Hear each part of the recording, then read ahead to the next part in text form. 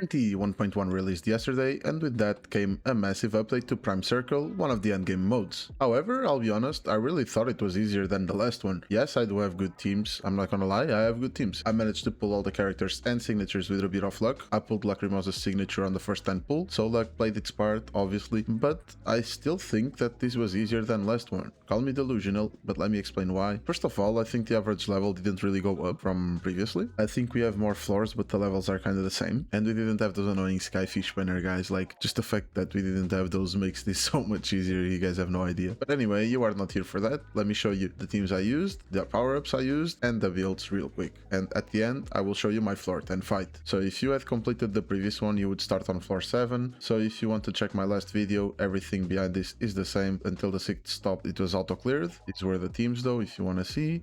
I'm just gonna skim through it real quick because, as I've said, until the 6th stop, it was the same. The 5th, sorry. 6th stop, this is where we started. This is the teams that we will be using throughout the entire Prime Circle until floor 12. What may change is that I may put this team on second and this team on first. So in floor 6, you fight these guys and these guys, 4 waves total, and I used these teams. Floor 7, you fight 2 waves of Garuda and 1 wave of Empty Shell plus a Spider Knowledge Collector boss, and he is weak to Chaos, so I put them like this, and the Garuda are weak to Cosmos, so I put this team here. On the 8th stop, basically the same. We have Film Manish boss to fight, weak to Anima and Cosmos, perfect match for my Nanally team, and on the second area they were weak to Chaos and Psych, so super quick, super easy as well. And this is basically what you have to do, by the way. Like, you need to look at the enemy's weaknesses and play around with it. 9th stop, we fought Noros, 2 waves of them, and 1 wave of Hawk Spawn on the second area, so I changed the weaknesses.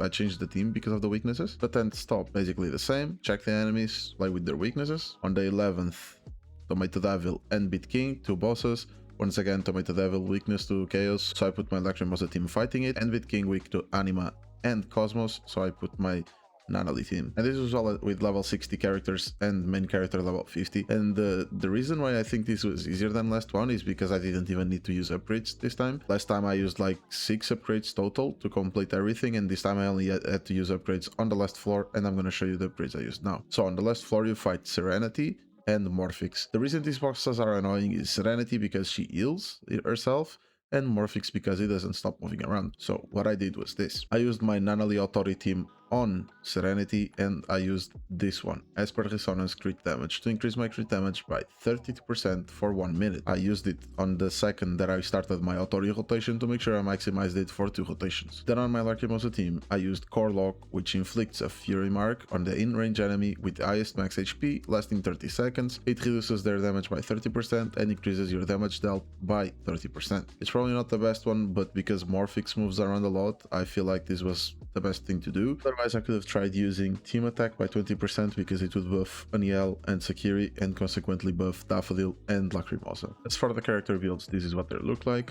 Lacrimosa is kind of like this. She has 26 Universal, 87.5 Chaos, 1.7 attack, she's level 60. Her arc is level 60 with her signature. The console stats look like this.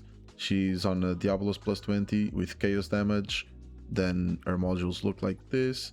I tried going for crit rate, crit damage, and universal damage on her. She's a 0, and abilities are maxed based on the level available, and the ability I'm copying is from the Arachne boss, the never-ending Arachne. This is the skill I'm using. This is my Daff. She is not really anything special, but these are stats. She is on her Youthful Fantasy, level 60. This is what her console looks like. She is on a Diablos plus 20 with crit rate, and then this is what her modules look like. 0, as per abilities, maxed based on what I can. Sakiri, also level 60. This is what her stats look like. Sakiri, you want to get attack if possible. She's on Good Boys Grand Adventure, which is her signature, but it is level 50. Level 60 would be even better because it would give me more attack percent, which means I would buff more. She's on a Speedy Hedgehog to buff the team attack. It has attack percent because, as I've said, she scales off of attack. And then this is her modules. I tried to get attack on most of them if possible, or crit rate and crit damage. She's a 0, and not only are her Esper abilities not maxed, I don't even have the passive 2, which is super good because it reduces the enemy's defenses by 10% when you inflict airborne or suppress, which is both her ult E and her ultimate. So I really recommend you get this passive 2. Passive 2s of the characters in general really make the difference in the game. For the last member of our Lacrimosa team, we had Haniel, whose stats look kinda like this. So Haniel is really not anything special, like for real. She's on Blow Up the Crowd, which is her best arc, level 50 as well. And once again, Haniel stacks with attack, so you want to get attack on this. Her console looks like this. Once again, speedy adjunct. Keep in mind that speedy adjuncts don't stack with each other, but just in case sometimes you have an ult and you don't have the other, I have both on speedy adjunct because it also gives you charge efficiency, which will charge your ultimate faster. Her modules look like this. Also, feel free to copy the layouts of my consoles. They are practically like maxed out for what you can. She's a 6 because Haniel needs to be a 6, and like if you've been pulling for the characters, you should be having Haniel a 6 by now, unless you're really unlucky. Her abilities are not leveled up, and her passive 2 is also not unlocked. Moving on to our Nanally team, this is Nanally's stats. She could have a bit more attack, honestly. Her attack is super low, but it is what it is. She's on her ready signature. This is what her console looks like. She's on Fireflies in the Forest with anima damage bonus. This is what her modules look like.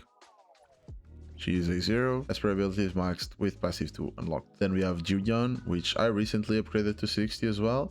This is what her stats look like. And it's really sad that my Jiuyuan has more attack than my Nanally. My Nanally could be a beast. Then she's on Reality Refugee. It's her best in slot. This is her console. Fireflies in the Forest with crit rate. This is what her modules look like. She is a 0, and Esper abilities look like this. I do not have her passive 2, which is really good, so I recommend you upgrade her passive 2. As I've said, passive 2s in this game are really important. Upgrade your passive 2s. Moving on, we have our main character 0. He's level 50, and this is your stats. Nothing special. He is on the rain that shook the world because I have him as a cycle builder, so I just want him to have as much cycle intensity possible. And yes, this arc is like, it was like $1 on the shop or whatever, $3, so keep that in mind. If you don't have this one, I have a video on my channel telling you how to get Day Off, which is his signature. For the console, it looks like this. He's on a speedy adjunct with Cosmos damage bonus and cycle intensity on the sub attributes, and I have these modules which are basically meant to have cycle intensity on all of them. He is A4 because I completed the recent story. These are the ones I have active: A1, A3, A4, and A5. This is what his Esper abilities look like, and I don't have the passives too because obviously I don't have him ascended. Finally, our Hotori, she's level 60. She has basically no attack, but she has a lot of crit damage. She looks like this stats wise. She's on her Marching Beyond Time signature. She's on Lost Radiance plus 20 with crit damage and crit damage on sub attributes as well. I could get a better one though. These sub attributes look like shit. Her modules look like this. Once again, crit damage, crit rate, damage percent, attack percent. A0, maxed out abilities except for basic attacks because you really don't really use them. Passive 2 upgraded, and these were both of my teams. Now, if you're still struggling, and I always say this on every single video from Prime Circle, etc., come to the witch and get her blessing. You cannot teleport directly to her, so like, don't be lazy. Just come to the witch, you speak to her, you go to fortune reading, you select bless, divination, and you will get the buff. Today, I got 15% damage from all sources. You can still do Lost Tales and Treasure Hunt if you want, so you can get all the divinations, but these ones have no buffs. They are like an hidden quest and an oracle stone that will be marked on the map. So if you're struggling, don't forget to come to the witch for an extra help. And these were my tips to beat the new Prime Circle. Honestly, as I've said, I think it was easier than the first one. I'm not gonna lie. Like, yes, Lacrimosa is super strong, like genuinely super strong, but I also had a buy song that was really good with his signature on mix 2. So I feel like just the mobs that they chose were easier instead of like being overall easier. I think it was because the mobs that they chose this time were not as worrying